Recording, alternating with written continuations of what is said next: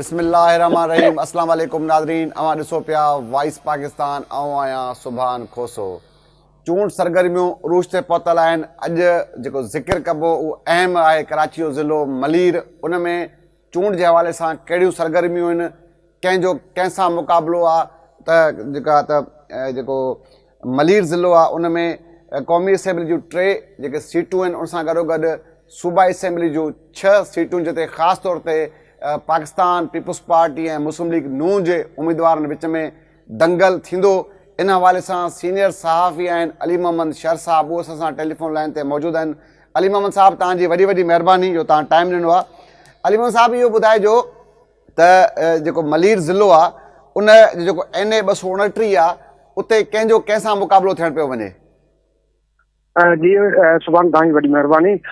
बसि हिन 229 जेको मलीर जो तक आहे क़ौमी असेंबली जो, इन ते अॻु में बि हिन खां हमेशह पीपल्स पार्टी कामयाबु थींदी रही आहे। ॼाम अब्दुल करीम जोखियो जेको सरदार आहे, उन जो हमेशह हितां सुभारो थींदो रहियो आहे।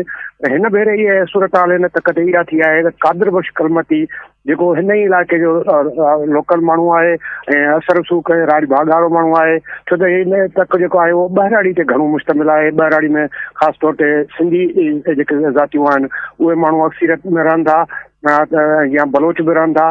त इन में अक्सर करे पीपल्स पार्टी कामयाबी माणींदी रही आहे।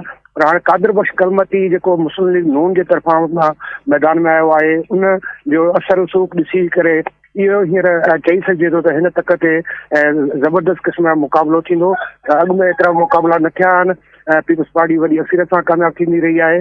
पर कादिर बख्श कलमती जे अचण खां पोइ इहो वाज़े थी वियो आहे त हुनजो ज़ाती वोट बि आहे ऐं उन सां गॾोगॾु मुस्लिम लीग नून जो वोट बि आहे।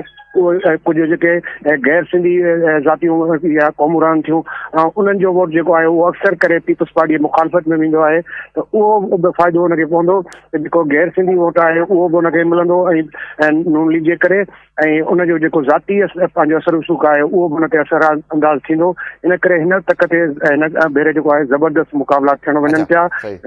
अली मोहम्मद साहब, ही जेको ॿियो जो तक आहे साॻियो, छो जो मलीर ज़िले में 3 जेको आहे क़ौमी असेंबली जूं सीटूं आहिनि, उन में जेको NA 230 आहे उन में आगा रफ़ीउल्लाह साहब आहिनि पाकिस्तान पीपल्स पार्टी जा, ऐं मुज़फ़र शुजरा साहब हिन वक़्तु मुस्लिम लीग नून जा आहिनि। इन खां पहिरियां माज़ी में हू पाकिस्तान पीपल्स पार्टी जो हिसो रहिया आहिनि।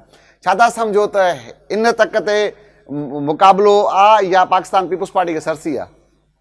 ॾिसो, इहा बिल्कुलु जीअं तव्हां ॻाल्हि कई त जेको NA 230 आहे उन ते मुज़फ़र शुजरा जेको अॻु में पीपल्स पार्टी में ई रहियो आहे, पीपल्स पार्टी जो सूबाई वज़ीर बि रहियो आहे, उहो उन हिन ते मुस्लिम लीग नून में शमूलियत अख़्तियार कई आहे। जंहिं को आगा रफ़ीउल्लाह हितां कामयाबु थींदो रहियो आहे पीपल्स पार्टी जो, उनजे मुक़ाबले में आयो आहे। उन सां गॾु जेको मुज़फ़र शुजरा आहे उनजो बि पंहिंजो हिकिड़ो ज़ाती उनजी हैसियत हिते लिखी वेंदी आहे।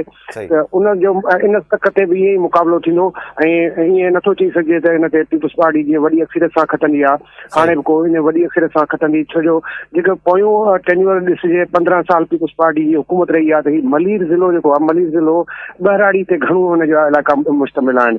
त उन ॿहिराड़ी में हालत हींअर बि इहा आहे त असां रिपोर्टिंग करण लाइ निकिरूं था, माण्हुनि खे पीअण जो पाणी नथो मिले। वॾी ॻाल्हि त गडाप टाउन जेका आहे उहा शाहूकार तरीन कराची टाउन लिखी वेंदी आहे।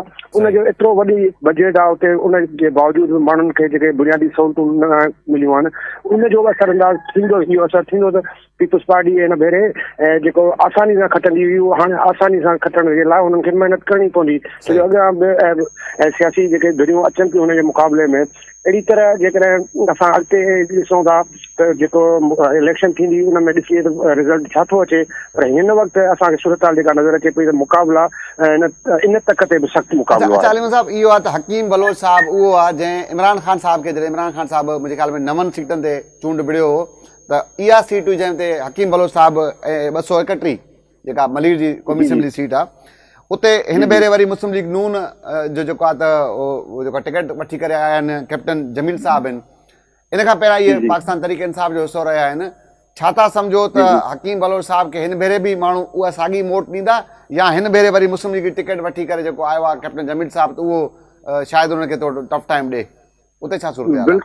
बिल्कुलु जेको तव्हां चओ पिया इहा ई सूरत हाल बीहंदी ऐं छो त कैप्टन जमील अहमद जेके जनरल इलेक्शन थी हुई उन में इन ई सीट तां PTI जे प्लेटफॉर्म तां कामयाबु थियो हुयो हिन तक ते।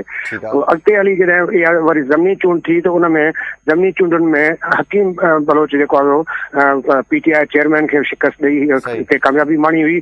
पर हाणे कैप्टन जमील अहमद मुक़ाबले में आयो आहे, उनजी पंहिंजी जेको वोट बैंक आहे उहो बि असरअंदाज़ थींदो ऐं उन सां गॾु जेका मुस्लिम लीग नून जो सपोर्टर वोटर आहिनि उन्हनि जो वोट थींदो। त इहा सरासरी असां टिनी जेके क़ौमी असेंबली तक आहिनि उन टिनी ते इहा सूरत हाल वाज़े न आहे त हिन वक़्तु कामयाबी का कंहिंखे आसानी सां मिली सघे थी। मुक़ाबला टिनी तकनि ते सख़्तु आहिनि ऐं हिन दफ़े बि इहो मुक़ाबलो जेको आहे इहो दिलचस्प मुक़ाबलो आहे छो त कैप्टन जमील अहमद अॻु में बि रहियो आहे हिन तक ते ऐं हकीम बलोच बि रहियो आहे। त ॿई आम्हूं साम्हूं आहिनि जे मदे मुक़ाबिला आहिनि। हिन भेरे बि उहे आहिनि पार्टियूं थोरियूं चेंज आहिनि, बाक़ी हुननि जो जेको उमेदवार आहिनि उहे साॻा ई आहिनि। हाणे हिन भेरे ॾिसिजे त इहा महिल केरु थो मारे। अच्छा अली मोहम्मद साहब इहो ॿुधायो त हूअं त सूबाई असेंबली जो 6 सीटूं आहिनि ऐं ॿुधायो वञे थो त जेको PS जेको आहे हिननि जो आहे 87 जिते मेहरान अली शाह साहब आहिनि मुस्लिम लीग नून सां वाबस्ता आहिनि, मुस्लिम लीग नून जी टिकट ते मैदान लथा आहिनि।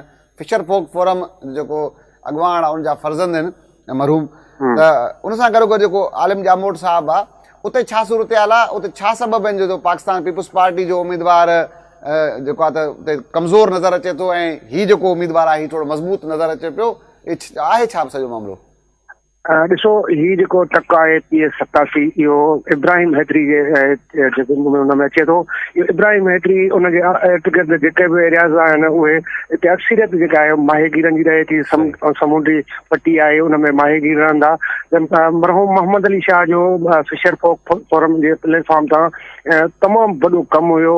उनजे इंतकाल खां पोइ उनजो जेको पुटु आहे मेहरान अली शाह उहो पंहिंजे जेको वालिद आहे उनजे मशन खे जारी रखंदे ख़ासि तौर ते जेके माहिगीर आहिनि उन्हनि जे मसइलनि ते तमामु घणो कमु करे पियो, उन्हनि जे फलाह बहबूद लाइ कमु करे पियो। त हुनजी हिकिड़ी उते माहिगीरनि में वॾो असरु आहे। त हिन भेरे जेको मेहरान अली शाह मुस्लिम लीग जो मुतलक़ उमेदवार आहे उहो हिनखे जेको पीपल्स पार्टी जो आहे महमूद आलम जामोट उनखे टफ टाइम ॾींदो ऐं इन ते बि कांटे जो मुक़ाबिलो थींदो। असां अॻु में त कुझु नथा चई सघूं पर इन सीट ते तमामु वॾो मुक़ाबिलो थियणु वञे पियो। छो उनजो पंहिंजो असरु बि आहे। मुस्लिम लीग नून जो वोट बि आहे उते मां जीअं ज़िक्र कयो माहिगीर अक्सरियत में रहनि था। उनखां अलावा जेके पठान या पंजाबी जेके क़ौमूं आहिनि उन्हनि जो वोट बि आहे त उहो उन ते असरअंदाज़ थींदो जंहिंजे करे बि इन जेका सूबाई जी तक आहे उन ते मुक़ाबिलो थियणु वञनि पिया। अहिड़ी तरह सॼे ज़िले जो जीअं मां ज़िक्र कयो त जेके इहे ॿराड़ी इलाइक़ा आहिनि उन में 15 सालनि में माण्हुनि खे सहूलियतूं न मिलियूं आहिनि। ज़ाहिर आहे उनजो असर बि थींदो। पीपल्स पार्टी हुकूमत रही त पीपल्स पार्टी हुन में जेके पंहिंजा वोटर आहिनि जेके उतां इलाइक़े जा माण्हू आहिनि उन्हनि जा मसइला हल कनि, उन्हनि खे बुनियादी सहूलियतूं ॾियनि, उहे न ॾेई सघिया आहिनि। इनजे करे हिन भेरे पीपल्स पार्टी खे टफ टाइम वली ज़िले में बि ॾियण जो जेको आहे उहो वक़्तु अचे पियो। सही वॾी वॾी महिरबानी अली मोहम्मद शर साहब, तव्हां पंहिंजो क़ीमती वक़्तु जी नाज़रीन तव्हां सीनियर सहाफ़ी अली मोहम्मद शर साहब जी गुफ़्तगू ॿुधी आहे। उनजो चवणु आहे त पाकिस्तान पीपल्स पार्टी पंहिंजे हीउ जेको दौरे हुकूमत हो उन में जेके इलाइक़े जा अहम जेके मसइला आहिनि उहा हल न करे सघी आहे, चङे नमूने सां डिलीवर न करे सघिया। तंहिंजे करे पीपल्स पार्टी उम्मीदवारनि खे वॾी महिनत करणी पवंदी। तमामु जेको मदे मुक़ाबिल आहिनि उहे उनखे टफ टाइम ॾियणु वञनि पिया। तंहिंजे करे जेके मुक़ाबिला आहिनि मलीर ज़िले में उहे इंतिहाई सख़्तु आहिनि। हाणे इहो ॾिसणो आहे त जेको 8 तारीख़ ते जेको मल आहे उहो केरु थो मारे, पर हीउ जेको अली मोहम्मद साहब जी ॿुधाए पियो त सख़्तु मुक़ाबिला थियणु वञनि पिया। अॼु जे इन प्रोग्राम सुभाणे वरी कंहिं ॿिए इशू कंहिं ॿिए मामले ते मुलाक़ात थी। तेसीं ताईं अलाह भाई।